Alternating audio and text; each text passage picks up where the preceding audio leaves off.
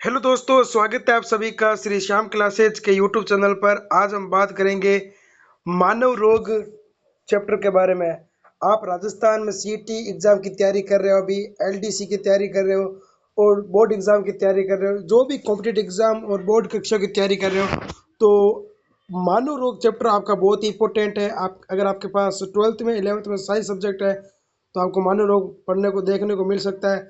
और आप competitive exam की तैयारी कर रहे हो तो मानव रोग इंपॉर्टेंट है।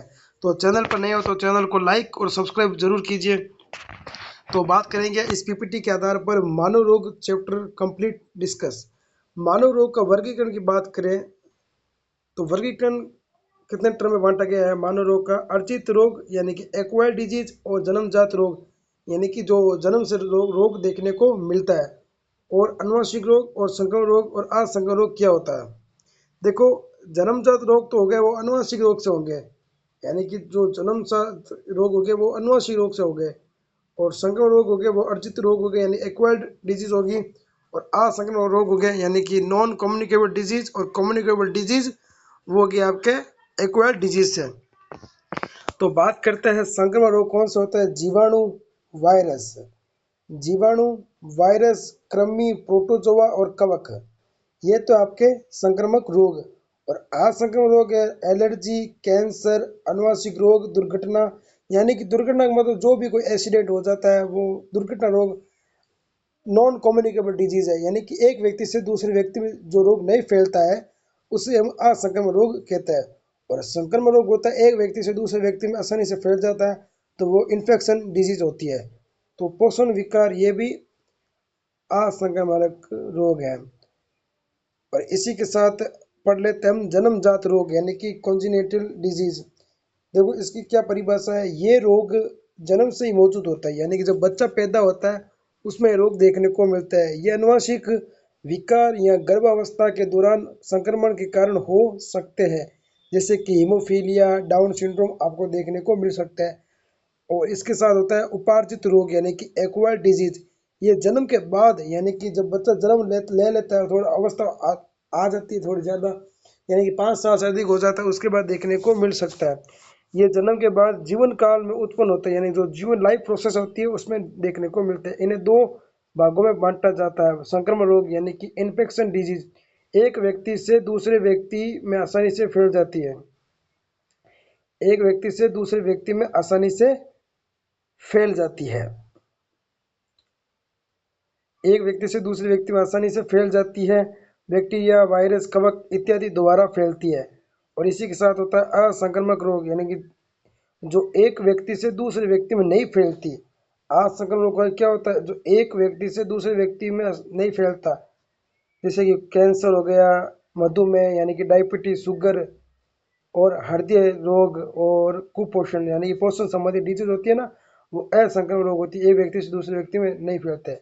अब देख लेते हैं सारणी के बारे में। यहाँ से भी आपके क्वेश्चन आपको सीईटी में देखने को मिल सकता है। रोग कारक यानी कि डिजीज फैक्टर और ह्यूमन डिजीज, जीवाणु से होने वाले रोग, टीबी यानी कि ट्यूबर क्लोसिस, टाइफाइड, ये किससे होता है, जीवाणु से। टिटनेस, एंथ्रेक्स, सिफिलिस, प्रोटोसिस, काली खांसी, प्लेग, गोनेरिया, विषाणु से होने वाले रोग, चिकन फॉक्स, चेचक, AIDS, dengue, polio, Zika, Nipah, Ebola, hepatitis, rabies, chikungunya, जुखाम, swine flu, blood flu, flu, herpes, खसरा, गलसुआ, पित्त ज्वर आदि। और प्रोटोजोआ से होने वाले रोग, मलेरिया हो जाएगा, काला आजार हो जाएगा, अफ्रीकन निंद्रा रोग हो जाएगा, ट्रिपोसोमियस, चगास रोग से एमीबियासिस, अमीबियासिस, पायरिया और जियोड्राइडसिस।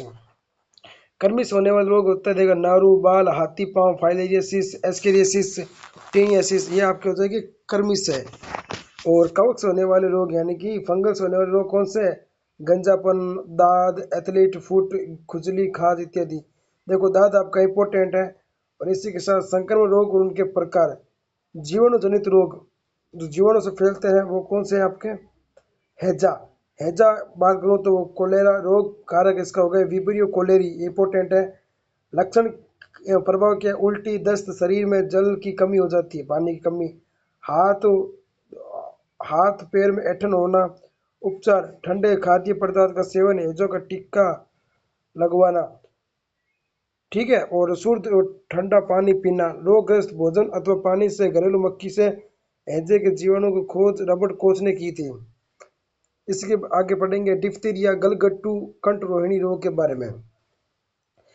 रोग कारक क्या है इसका? कोरिन बैक्टीरियम डिप्थीरिया है। लक्षण और प्रभाव क्या? गले में एक सफेद झिल्ली बनने के कारण श्वास नली में अवरोध, तीव्र ज्वर, हृदय व मस्तिष्क के ऊतकों का क्षतिग्रस्त होना। डिप्थीरिया के लिए सिक टेस्ट होता है, ये टेस्ट होता है डिप्थीरिया अगर किसी को हो जाए तो। उपचार डिप्थीरिया एंटीटॉक्सिन का टीकाकरण। अब पढ़ते हैं टीबी यानी कि ट्यूबरकुलोसिस यानी कि क्षय रोग तपेदिक। इसका रोग कारक हो जाएगा आपका बैक्टीरिया माइक्रोबैक्टीरियम ट्यूबरकुलोसिस, उपनाम है एक्जिमा प्यूलोरिसी टीबी सह तपेदिक। लक्षण और प्रभाव: ज्वर, खांसी, बलगम के साथ रक्त आना, अत्यधिक कमजोरी, ठीक है। इंपोर्टेंट पढ़ लेते हैं जहाँ से क्वेश्चन बनता है। निमोनिया, निमोनिया भी इंपॉर्टेंट है, बोर्ड की कक्षा के लिए भी इंपॉर्टेंट है, और सीईटी और जो भी आप तैयारी कर रहे हो उनके लिए भी इंपॉर्टेंट है। और आधे आधा टॉपिक मैं दूसरे पार्ट में लेके आऊँगा क्योंकि बहुत ही बड़ा रोग का यहाँ पे सेगमेंट रहने वाला है। पहले हम इंपॉर्टेंट पढ़ लेते हैं ताकि आपका ज़्यादा से ज़्यादा क्वेश्चन पूछा जाए।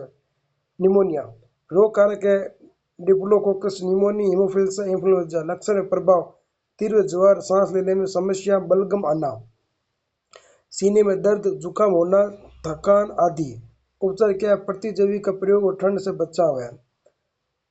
अब एक आपका है प्लेग। प्लेग आपको पता है चूहों से होता है प्लेग रोग। अर्सेनिया पेस्टिस, पेस्टिस पशुचला पेस्टिस। लक्षण और प्रभाव: तेज बुखार, गर्दन व जांघों की ग्रंथियों में सूजन, अत्यधिक कमजोरी या फेफड़ों में संक्रमण। निमोनिक प्लेग की स्थिति में उपचार स्ट्रोमाइसिन और टेट्रासाइक्लिन एंटीबायोटिक दवाई प्लेग के टीके द्वारा बचाव है। ये रोग मुख्य रूप से चूहों में रहने वाले पिस्सू के माध्यम से फैलता है। और इसी के साथ आपको पढ़ लेते हैं टाइफाइड। टाइफाइड भी इंपॉर्टेंट है, बोर्ड की कक्षा के लिए इंपॉर्टेंट है और सीईटी के लिए भी इंपॉर्टेंट है। अन्य नाम: मियादी बुखार, मोती जरा, अंत ज्वार। रोग कारक है साल्मोनेला टाइफी, संक्रमण होता है प्रदूषित जल भोजन से। लक्षण प्रभाव: तीव्र ज्वर, सिर दर्द, शरीर पर दाने निकलना, आंत में अल्सर होना। उपचार है क्लोरोमाइसिटिन वर्ग की प्रतिजैविक औषधि, शिशु में टीबी, टाइफाइड, पैराटाइफाइड ए तथा पैराटाइफाइड बी के उपचार हेतु का टीका। जांच क्यों हो सकता है? पूछा गया लैब असिस्टेंट में विडाल टेस्ट। मेरीमल नाम की टाइफाइड मेरी ने फैलाया था। इसी के साथ पढ़ लेते हैं टिटनेस। टिटनेस धनुष्टकार, धनुस्तंभ, लोक नाव, लोक लो लो। रोग कारक है क्लोस्ट्रीडियम टिटेनी। लक्षण एवं प्रभाव: चेहरे, गर्दन, जबड़े की मांसपेशियों में प्रसघात होने से शरीर अकड़ जाता है। और इसका उपचार चोट लगने, घाव होने पर एंटीटॉक्साइड सिरप के टीके का प्रयोग किया जाता है। तो इसी के साथ हम पढ़ लेते हैं हम काली खांसी। काली खांसी भी इम्पोर्टेंट है। काली खांसी यानी वूपिंग कफ और पेरिटोनिटिस। रोग कारक हीमोफिलिस परटूसिस। लक्षण प्रभाव: नाक बहना, हल्का ज्वर, हल्की सर्दी, शिशु को सांस लेने में समस्या हो सकती है और कष्टदायक खांसी है। रात्रि में खांसी, थकान, उल्टी आदि। उपचार शिशु के लिए डीपीटी डिप्टीरिया प्रोटोटिसिस टिटनेस टीका काली खांसी के लिए अत्यधिक प्रतिरोधक कार्य करता है। अब पढ़ लेते हैं हम सिफिलिस। सिफिलिस आपको पता है एक एचआईवी डिजीज है यानी कि यौन संसर्ग रोग है।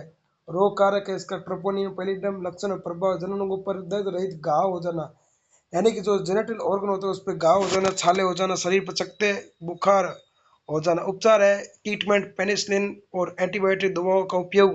और नोट: ये असुरक्षित यौन संबंधों से फैलने वाला एक एसटीडी रोग है। गोनेरिया, गोनेरिया भी इस टाइप का रोग है। रोग नाइसेरिया गनोराही। अन्य नाम सूजक। लक्षण प्रभाव कौन से? मूत्र मार्ग में सूजन एवं जलन, पेशाब करते समय दर्द होना है। आज के लिए हम इतने पढ़ेंगे डिजीज, ठीक है। तो पढ़ते रहिए बढ़ते रहिए। नेक्स्ट पार्ट आएगा इसका।